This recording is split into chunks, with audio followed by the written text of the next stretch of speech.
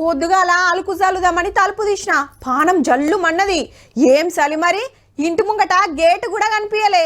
పక్కింటి పార్వతక్క అప్పుడే ఆకిలి ఉడుస్తున్న సప్పుడై తినబడ్డది. టైం చూస్తే 7 అయింది. అప్పుడే పాలు పోస్టాయన వచ్చిండు.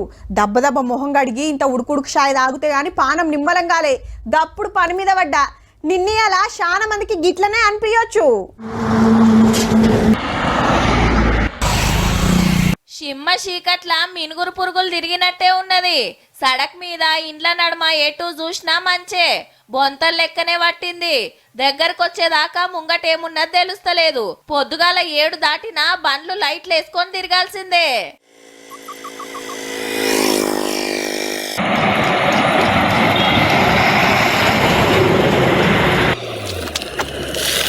పట్నంలో ఇదే కథ, పల్లెలల్లో ఇదే పరిస్థితి.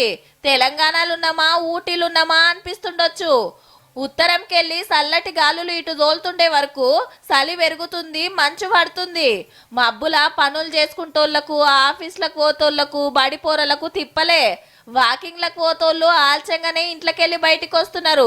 పొద్దంతా ఇట్లనే ఉంటుందా అంటే పగటిలి 10 దాటినాక ఎండ గట్టిగానే కొడుతుంది. అప్పుడే ఉంటున్నది, మళ్ళీ అప్పుడే తగ్గిపోతున్నది కూడా. సడన్లీ తగ్గిపోవడం, సడన్లీ చలి పెరగడం అన్నది. ఇక పొద్దుముఖంగా చిన్నగా ఈగం పెరుగుతుంది. చలిమంటలేసుడు, బొంతలు కప్పుకునుడు, బిర్రుగా గరం కోట్లు తొడుగుడు. ఇంకో 2-3 రోజులు గిట్లనే ఉంటదట. జర పైలం మరి.